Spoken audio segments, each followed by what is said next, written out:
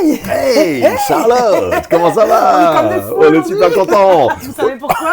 Aujourd'hui, c'est un grand jour. Pourquoi? Un truc de fou. Bienvenue pour l'épisode 35 de ce qu'aujourd'hui générique avec la musique.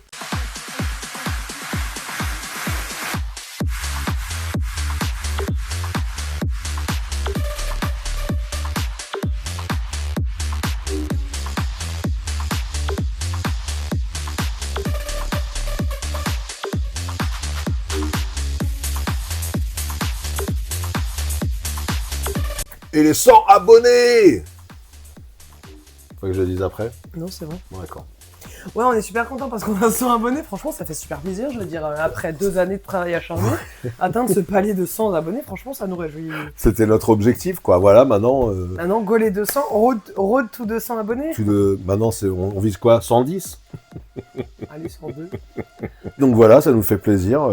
Pendant ce temps-là, il y a des gens, ils ont des centaines de milliers d'abonnés, mais nous, 100, Ça déjà nous fait cool. plaisir. On est content, on va se faire un petit resto. Peut-être on se fera un petit resto vlog. Ouais, peut-être. Parce que voilà, si on veut être un peu tendance, faire des vlogs. Des vlogs douteux. Non, pas douteux, parce que là, on sera en septembre. C'est vrai qu'on sera des vlogs septembreux. Non, mais ça fait plaisir, ça fait plaisir. C'est pas une consécration de ouf, mais nous, on fait pas non plus des trucs de ouf, donc on est content. Ouais, voilà. On est content. On vous remercie pour vos commentaires sur la dernière vidéo. On va tâcher de régler le problème du son. On remercie Luxine Music pour les bons sons qu'il nous fait. Pour sa contribution. Pour sa contribution, ouais, on est très très content. Merci à toi, Luxine. Merci. Boum boum. Et on va parler un peu de littérature maintenant. Bah comme d'habitude, je veux dire, on n'est pas là pour parler d'autre chose que de littérature. Alors, est-ce que tu as lu un nouvel tome de One Piece? Alors, je vais prendre la parole un petit instant, je monopolise la parole de cette chaîne YouTube. Leïla, mille excuses, parce que précédemment, dans un commentaire, je t'avais promis pour le prochain épisode, je lirai un tome de One Piece. Malheureusement, je n'ai pas eu le temps, mais je ne m'y engage pas du coup, mais en principe, pour le prochain épisode, ça devrait pouvoir se faire. Je t'embrasse très fort, gros bisous, câlin sur toi. Bah voilà, ça c'est fait. Petit message passé.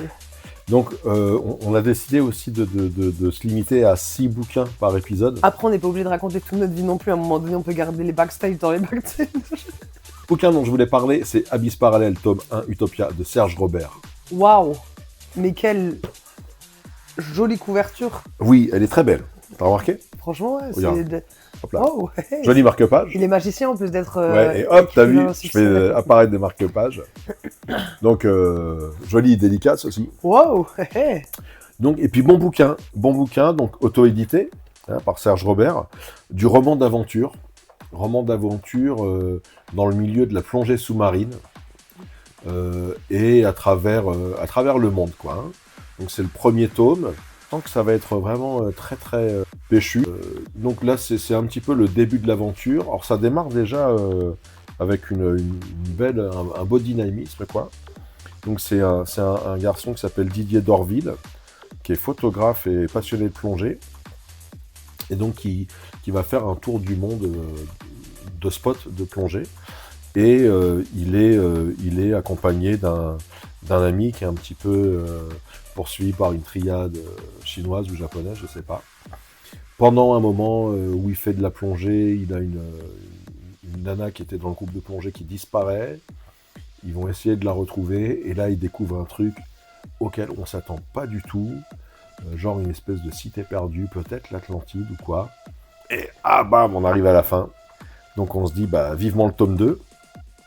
Et dans la vidéo de l'épisode 34, Serge Robert avait laissé un petit commentaire où il nous disait justement que le prochain tome va sortir bientôt. Donc voilà, je l'attends avec impatience. Fais-nous une aussi belle couverture que ça. Abyss Parallèle, tome 1, Utopia de Serge Robert. Pour les personnes qui aiment les récits d'aventure.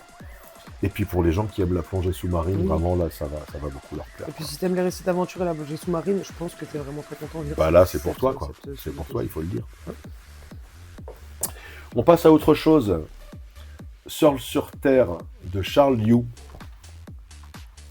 Donc Charles Liu, qui fait un petit peu parler de lui en ce moment, pour les gens qui peut-être ont lu Nathan d'intérieur, c'est une série qui est sur Disney, Disney+. J'ai commencé à la regarder. Qu'on regardait du coup, parce que t'as dit qu'on lut Chinatown d'intérieur, du coup qu'on regardait Chinatown. Qu'on regardait, alors qu'on lit ou qu'on regardait. Ok, parce qu'en fait c'est une adaptation. Ok, voilà, c'est une adaptation. Moi... Donc Charles Yu, c'est le plus américain des auteurs asiatiques ou inversement. Ok. Et Seul sur Terre, alors c'est un recueil de nouvelles, un court recueil de nouvelles qui fait seulement à peine 150 pages, qui parle de ça. Seul sur Terre, la Terre est une planète qui a été complètement désertée. Il reste juste un parc d'attractions qui montre un peu comment vivaient les terriens à l'époque. Ok. Avec en fait, qui se résume beaucoup à une boutique de souvenirs. Ok. Tu peux venir sur Terre pour acheter un petit souvenir de la Terre pour dire que t'es allé. Aller sur la Terre, ok. Voilà. Ah, c'est marrant. Et donc, voilà, ça montre un petit peu, c'est une vision un petit peu poétique de ce que ça donne de considérer la Terre juste comme une marchandise, quoi. Ok. Là, il a poussé le truc au paroxysme de la possibilité. La Terre est juste devenue un souvenir pour les terriens, quoi. Voilà, tu sais, voilà, c'est là qu'ont vécu nos ancêtres sur cette planète. Regarde, on a des rigolades. Alors voilà, ça alimente la solastalgie, hein, pour employer un terme un petit peu déjà désuet. mais c'est plein de poésie, c'est très touchant. L'idée est très très chouette. Et puis j'aime bien Charles Yu, quoi. C'est aux Forges de Vulcain. Ensuite, là je remercie De Noël. Alors je sais pas que De Noël faisait aussi des bandes dessinées. Ils font aussi des bandes dessinées. Ça là, elle est très très chouette. Brigade Babylone. Alors c'est... De Pauline Guéna et Maï Grand. Exactement. Donc Pauline Guéna, j'en ai parlé il n'y a pas longtemps avec Rennes. Voilà, Rennes. Totalement. Et alors ça, j'ai beaucoup aimé. Brigade Babylone, c'est une sorte de reportage en bande dessinée sur une brigade de flics qui est dans une cité un peu sensible, quoi. Okay. Alors c'est pas le 93, mais bon, c'est la vie des cités, quoi. Okay. Et alors j'ai bien aimé parce que justement, c'est une bande dessinée. C'est pas un reportage sur TMC ou TF1. C'est pas un reportage sur une chaîne YouTube avec des commentaires haineux, tu vois. C'est juste une BD qui raconte la vie des flics qui travaillent dans ce territoire, qui raconte la vie des habitants aussi. Okay. Donc les habitants lambda, les mères de famille, les enfants, les habitants qui ont des démêlés avec la police, soit des trafiquants ou des voleurs, ou voilà. Ouais. Et c'est presque de l'anthropologie, quoi. Okay. Mais ce qui est bien, c'est que c'est dénué de jugement. Ok. Il n'y a pas de parti pris ou de ci, les méchants, les gentils. Il y a des flics super sympas, il y a des flics qui sont des pas sympas du tout. Ouais. Il y a des habitants très sympas, des habitants pas sympas du tout. En fait, la réalité de la vie. Voilà, la réalité de la vie. Et donc, c'est dessiné, tu vois, c'est agréable, le dessin, il est agréable, ouais. Il n'est pas prétentieux, donc j'ai beaucoup aimé. J'avais remporté ça sur le site Bipolar, donc je cite à chaque fois ce site parce que j'ai peu d'interactions avec eux, mais c'est un site que j'aime beaucoup, qui est spécialisé dans le polar. Et donc voilà, des bandes dessinées en polar. Moi, je lis pas énormément de BD, mais je prends toujours beaucoup de plaisir à le faire. Donc là, c'est pas vraiment un roman graphique, c'est plus un reportage graphique. C'est très sympa. Voilà, j'ai bien aimé Brigade Babylone de Maï Grant et de Pauline Guéna. Pauline Guéna, ouais. Très bien, très bien. Il est beau, hein? Ouais, non, il est beau comme Brigade Babylone. Alors, Ensuite, le quatrième, je ne l'ai pas là, mais tu pourras le trouver, c'est La Chasse de Gabriel Berkmoser, chez Sonatine, mais qui existe aussi en pocket. Donc c'est un auteur australien, j'allais dire un polar, c'est pas véritablement un polar, c'est un roman noir, catégorisé dans ce qu'on appelle la pulp. Donc ce qu'on connaît de la pulp, c'est surtout Pulp Fiction, de Quentin Tarantino. Donc, Quentin. Ouais, c'est un américain. Donc c'est Quentin. Donc un univers hyper violent, presque gore, très sanglant. L'histoire d'une nana qui se retrouve un petit peu perdue dans le bush australien, poursuivie par des espèces de fermiers consanguins et hyper violents. et qui va trouver refuge dans une station-service où il y a juste une jeune fille qui est venue rendre visite à son grand-père. Et là, quelques voyageurs de passage qui sont venus faire de l'essence, quoi. Et c'est un espèce de huis clos, il y a des fusillades, enfin, Et puis on se rend compte que le papy, il a un certain passé quand même, ce qui fait qu'il se démonte pas quand il se fait assiéger par une dizaine de mecs avec des fusils. Bon, c'est du pulp, quoi. Hein. C'est violent, ça tire dans tous les sens. C'est pas du tout feel good, quoi. Ouais. C'est pas détente. Ouais, j'aime beaucoup la couverture. Tu vois, je l'ai pas, mais elle m'a marqué. Tu vois une photo par drone où tu as la terre toute rouge de la végétation du bush, parsemée comme ça, comme moi, ça me fait penser à des morceaux de persil sur un potage aux tomates, quoi. Okay. Voilà. Et donc ça, c'est la couverture originale, c'est Sonatine. Donc voilà, une belle découverte dans le club du club de lecture, c'est la littérature australienne. J'ai vraiment beaucoup aimé ce bouquin. Bon, encore une fois, dans sa catégorie. Oui. Voilà.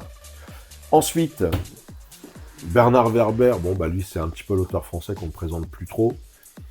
Depuis les fourmis, les anges, les chats, les abeilles, les pigeons, il a fait plein de cycles rigolos. Donc aujourd'hui on est sur la diagonale. La diagonale des reines, donc c'est l'histoire de deux nanas, des joueuses d'échecs. Alors c'est très manichéen. C'est la gentille contre la méchante. Okay. Et puis depuis leur enfance jusque dans leur grande vieillesse, elles vont s'affronter aux échecs, mais elles vont aussi quelque part manipuler le cours des événements mondiaux. Okay. Et alors une qui prône l'individualisme et les actions individuelles, l'autre qui prône les actions de foule, et donc collective. Et en fait, chacune, elles vont manipuler soit des gens, soit des foules, pour parvenir à s'affronter. Okay.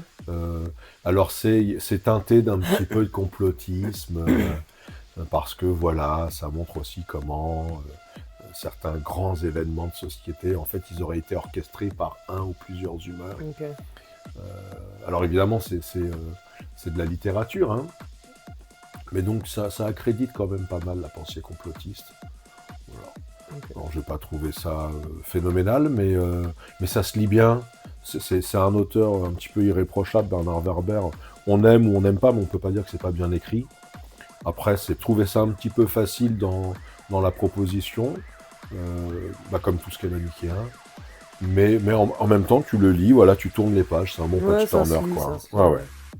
Voilà, donc c'était chouette. Après, pour les passionnés d'échecs, il n'y a pas forcément un grand intérêt. Donc c'est le prétexte, quoi. Ouais, fallait un thème, c'était les échecs. Et puis après, alors là, qui m'a beaucoup plu pour le coup, Tamanoir, de Jean-Luc Daciano, Ange de Vulcain. Alors pour la petite histoire, tu connais ou tu as entendu parler d'une série policière qui s'appelle Le Poulpe? Non. Alors Le Poulpe, c'est une série policière qui était aux éditions de La Baleine. Et il y avait, si tu veux, un cahier des charges très précis. Donc n'importe quel auteur pouvait écrire un épisode du Poulpe. Okay. Mais il y avait un cahier des charges très précis. Donc il fallait que le Poulpe, donc l'inspecteur, il a un bras plus long que l'autre. Je me rappelle plus trop, il fallait que ça démarre avec un cadavre et que le titre il soit un calembour, quoi. Okay. Voilà. Le dernier que j'ai lu, c'est Il était une fois dans l'Est. Okay. Au lieu de Il était une fois dans l'Ouest. Ouais. Et donc la Baleine a arrêté de produire, d'éditer des épisodes du Poulpe. Et Jean-Luc Daciano, lui, il avait écrit un épisode pour la série, quoi. Okay. Et finalement, c'est pas le Poulpe, c'est le Tamanoir. Okay. Et c'est l'histoire donc d'un Tamanoir donc qui est un journaliste anarchiste et qui est aussi détective privé et qui va chercher à résoudre une enquête concernant des cadavres qui sont retrouvés dans Paris, machin. Et donc vraiment dans l'univers du Poulpe, c'est très drôle. C'est très drôle, c'est sombre. Ça se lit bien, ça se lit bien. Et c'est, voilà, pour les gens qui aiment le poulpe, c'est chouette. Pour les gens qui connaissent pas, mais c'est un bon moyen de découvrir sans lire aucun épisode du poulpe. Voilà, c'est très très chouette. Voilà, bah c'est tout. Bon, on a dit on en fait 6, on en a fait 6. Après, j'en ai encore tout plein en réserve, donc il faudra qu'on se revoie bientôt. Bien sûr. Donc on fait quoi? On remercie les gens qui ont regardé cette vidéo? Ouais, bien sûr, merci à vous, merci d'avoir regardé la vidéo jusqu'au bout. Franchement, ça me touche profondément. N'hésitez pas à mettre un petit like, un petit commentaire pour dire par exemple que la musique est très bien calée cette fois-ci, ou alors que la musique ça va toujours pas, et comme ça on a juste jusqu'à atteindre la perfection qui est inatteignable. Donc nous ne l'atteindrons jamais, mais nous essaierons toujours de faire un petit peu mieux que la veille et de devenir des meilleures personnes que le lendemain. C'est beau ce que tu viens de dire. T'es pas un petit peu taoïste ou genre mi-stoïcienne comme ça? Si, moi je suis semi-stoïcienne en fait. Ouais, exactement, c'est un courant assez peu connu, mais peut-être qu'un jour je ferai un épisode sur le semi-stoïcisme. Peut-être. Ça nous intéresse. En attendant, on va se laisser, on va laisser nos amis refaire ce qu'ils étaient en train de faire Continuer. avant de miser toute leur énergie sur cette vidéo. Arrêtez de regarder des vidéos sur YouTube, passer à autre chose. Maintenant c'est bon, revenez pour la prochaine. Ouais, s'il vous plaît, parlez-en à des gens que vous connaissez. Et que vous aimez pas. Et que vous aimez pas.